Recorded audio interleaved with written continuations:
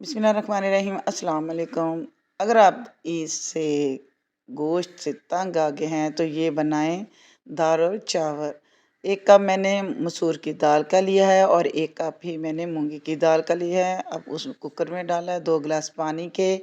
प्याज, अदरक, टमाटर, लहसुन और हरी मिर्च डाल के इसको मैं वीट लगा दूंगी।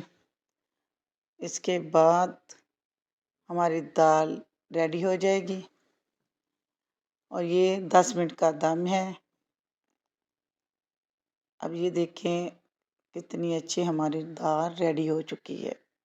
अब हम इसमें लगाएंगे तड़का, कुकिंग ऑयल, प्याज, लहसुन और थोड़ा सा अदरक भून लेंगे। जब ये भून जाए तो थोड़ा सा ज़ीरा भी डाल के इसको दाल को तड़का लगा देना है। लीजिए हमारी दाल तैयार है और इसका कलर देखिए माशाल्लाह कितना प्यारा है। इसमें अब डालें धनिया काट के सब्ज़ और हमारी दाल रेडी। अब हम दूसरी रेसिपी की तरफ आते हैं, वह बनाते हैं हम चावल। तो चावल में मैंने पानी डाला है तकरीबन 3 गिलास।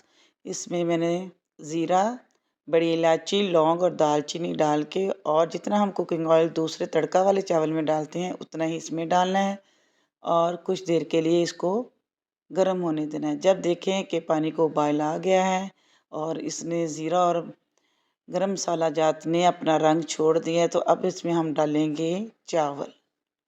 और चावल डालने के बाद इसमें नमक इतना डालना है जितना हमारा टेस्ट के मुताबिक होता है। लीजिए अब हमारे चावल भी रेडी होने को तैयार हैं। अब देखें, ये देखिए जब पानी खुश्क हो जाए तो अब हम इसको लगा देंगे दम। अगर मेरी ये रेसिपी आपको पसंद आए तो प्लीज़ लाइक कीजिएगा और कमेंट्स के ज़रिए मुझे बताइएगा कि आपको ये मेरी रेसिपी कैसी लगी। आई होप आपको पसंद है। ओके जी, अल्लाह हाफ़िज़ और दुआओं में याद रखिएगा।